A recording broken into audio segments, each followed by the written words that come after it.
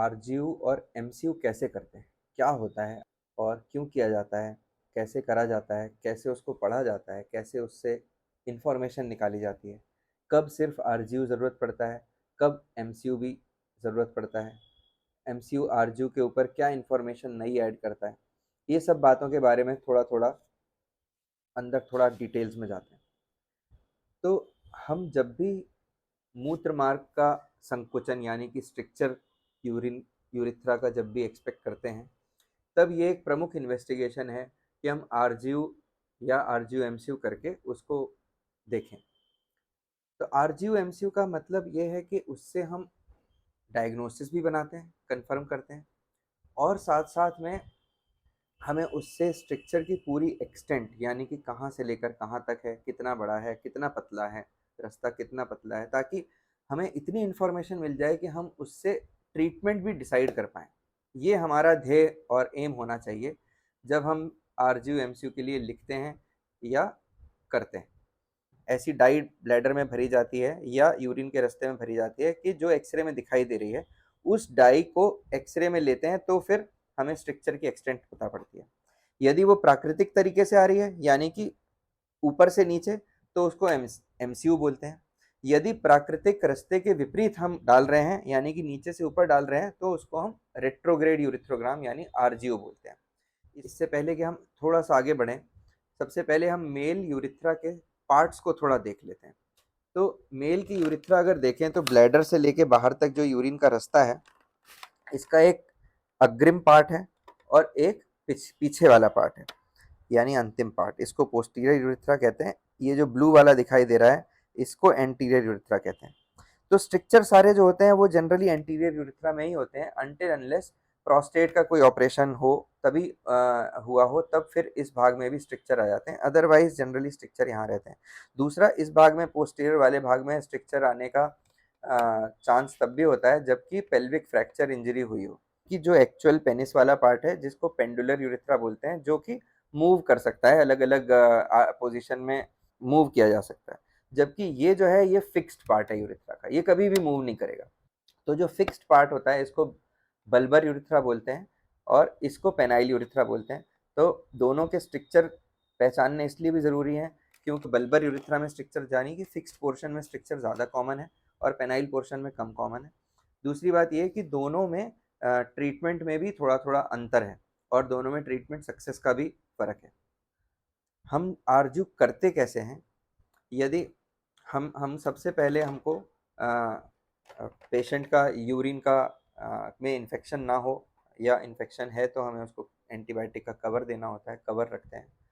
और उसके बाद जब भी हम पेशेंट को इसके लिए लेते हैं कि पेनाइल पार्ट को क्लीन करके, और फिर यहाँ से एक हल्की छोटी सी एक ट्यूब के ज़रिए दवाई अंदर सिरिंज से हम भरते हैं, और जब सिरिंज से भर रहे होते हैं उसी समय हम एक्सरे शूट करते हैं। तो हमको ये पार्ट जिसमें जहाँ पे नॉर्मल है वो पूरा फूल जाता है और बड़ा दिखाई देता है, चौड़ा दिखाई देता है, जबकि जो एबनॉर्मल पार्ट है वो फूल के जगह नहीं देता, वो वहाँ पे जकड़ अपनी बनाए हुए रखे रहता है। तो इससे हमें पूरी एक्सटेंट का पता पड़ पाता है। या किसी स्ट्रक्चर की एक्सटेंट नहीं पता पड़ पा रही है आरजीयू करते समय कि पूरा कहाँ से लेकर कहाँ तक है, ट्रीटमेंट करेंगे तो कैसे करेंगे, तो ऐसे स्ट्रक्चर में फिर हम एमसीयू भी करते हैं। तो ये उसी समय एक डिसीजन लेना पड़ता है, इसीलिए ऐसा बोला जाता है कि जिसको यूरिथ्रा रिकंस्ट्रक्ट करनी है, आरजीयू एमसीयू जनरली वो खुद करे या अपनी देखरेख में करे, तो फिर बेस्ट उससे इंफॉर्मेशन ली जा सकती है। अब आरजीयू एमसीयू को हम पढ़ने के लिए एक बार जैसे हो गया, तो फिर उसको पढ़ने के लिए हम देखते हैं कि स्ट्रक्चर है, नैरोइंग है, तो क्या वो छोटा स्ट्रक्चर है या लंबा स्ट्रक्चर है, वो पेनाइल वाले पार्ट में है या फिक्स्ड पार्ट में है, यूरिन के रास्ते में कहीं फॉल्स पैसेज तो नहीं बने हुए हैं, कहीं एक्स्ट्रा वेसेशन तो नहीं है बाहर, जिससे कि ट्रीटमेंट में फ़र्क आ सकता है। यदि इन्फॉर्मेशन जितनी हम लेना चाहते हैं वो पूरी नहीं मिली, तो फिर हम डाई को थोड़ा और उस ट्यूब को बढ़ाते हैं और ब्लैडर के अंदर तक पूरा भर देते हैं, अंदर भी कॉन्ट्रास्ट भर देते हैं, और फिर पेशेंट को यूरिन पास करने के लिए बोलते हैं। और जब यूरिन पास कर रहा हो पेशेंट, तो उस समय के एक्सरे लेते हैं जिसको एमसीयू बोलते हैं, और उसमें जो एडिशनल इन्फॉर्मेशन हमें मिल पाती है, क्योंकि रुकावट जहाँ तक है, उस रुकावट के पहले की इन्फॉर्मेशन अगर नहीं मिल रही है, यानी उससे ऊपर की, तो वो एमसीयू में बेटर मिलती है। इस भाग की इन्फॉर्मेशन एमसीयू में बेटर मिलती है और नीचे वाले भाग की इन्फॉर्मेशन आरजीयू में बेटर मिलती है। जहाँ तक स्ट्रक्चर नैरोइंग हो गई और नैरो पोर्शन के ऊपर अगर डाई नहीं जा रही है, इन्फॉर्मेशन नहीं मिल रही है, तो फिर वो एमसीयू उसको पूरा करेगा। तो ये एक दो दूसरे के पूरक हैं।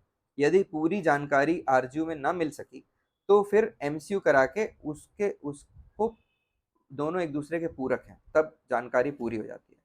कभी कभी स्ट्रक्चर ऐसा होता है कि पूरा कंप्लीट ब्लॉक है, ऐसे में पेशेंट को एक ट्यूब पेट के रास्ते से डायरेक्टली ब्लैडर में पड़ी हुई होती है, जिसको कि एसपीसी बोलते हैं। यहाँ से एसपीसी पड़ी होती है, ऐसे पेशेंट में भी डाई यहाँ से डालेंगे, अगर कंप्लीट ब्लॉक है तो वो डाई एक जगह जाकर रुक जाएगी और हमें उसके पीछे क्या है बिल्कुल पता नहीं होगा। तो उसको जानने के लिए फिर हम ब्लैडर के अंदर यहाँ से डाई भरेंगे और पेशेंट को यूरिन पास करने के लिए, हालांकि वो पास नहीं कर पाएगा लेकिन वो चेष्टा करेगा, तो भी वहां तक यूरिन आ जाएगा जहां तक रास्ता बंद है।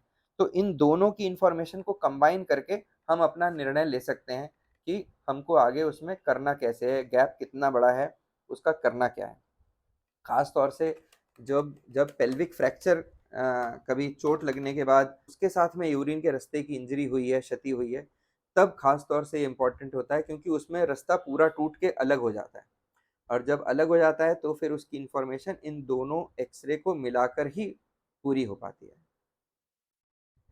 इसके अलावा हम जब रिपेयर कर चुके होते हैं, यूरिन के रास्ते को बना दिया और ऑपरेशन हो गया, ऑपरेशन करने के बाद भी 2-3 हफ्ते बाद जब हमें उसको नली निकालने का समय आ गया, तब भी हमें ये एक डाई स्टडी हम करके देखते हैं, जिसमें कि हमें ये पता पड़ जाए कि जो हमने टाँके लगाए थे, वो टाँके पूरी तरह हील कर गए हैं या नहीं, उनके बीच में कुछ गैप तो नहीं है। कभी-कभी कुछ गैप होता है और डाई वहाँ से निकलती हुई मालूम पड़ती है। यदि डाई आज निकल रही है तो हमने नली निकाल दी, तो यूरिन भी वहाँ से निकलेगी और जमा हो जाएगी, इन्फेक्शन करेगी।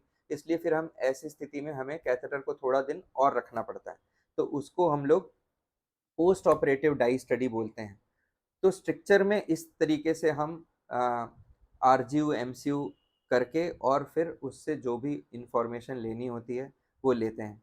इसके कभी कभी कुछ रिस्क भी होते हैं, कभी किसी को ब्लीडिंग भी हो जाती है यदि डाई बहुत तेज़ी से इंजेक्ट करी जाए, कभी किसी के यूरिन का रास्ता में यदि रुकावट है, पहले से पेशाब बहुत रखा हुआ है, तो इन्फेक्शन भी हो सकता है और फीवर भी आ सकता है। ये सब छोटे मोटे इसके साथ रिस्क हैं जो कि हो सकते हैं।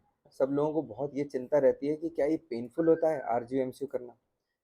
तो नहीं, ऐसा कोई पेनफुल नहीं होता, लेकिन हाँ, चूँकि इसमें पेनिस के आगे के भाग को पकड़ना पड़ता है जिसकी सेंसेशन बहुत ज़्यादा होती है, तो डेफ़िनेटली ज सेंसेशन जिसको जितनी ज़्यादा लगेगी उतना ज़्यादा उसको हल्की-सी तकलीफ़ या वैसे महसूस होगा, लेकिन पेन आम तौर पे नहीं होता।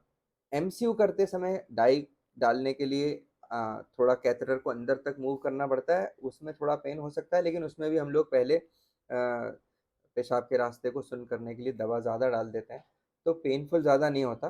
पेशेंट को एप्रीहेंशन और एंग्ज़ायटी ज़्यादा होती है जिसकी वजह से वो उसको अपने लिए खुद ही अनकम्फ़र्टेबल बना लेते हैं। अदरवाइज़ जनरली ये प्रोसीजर पेनफुल नहीं है।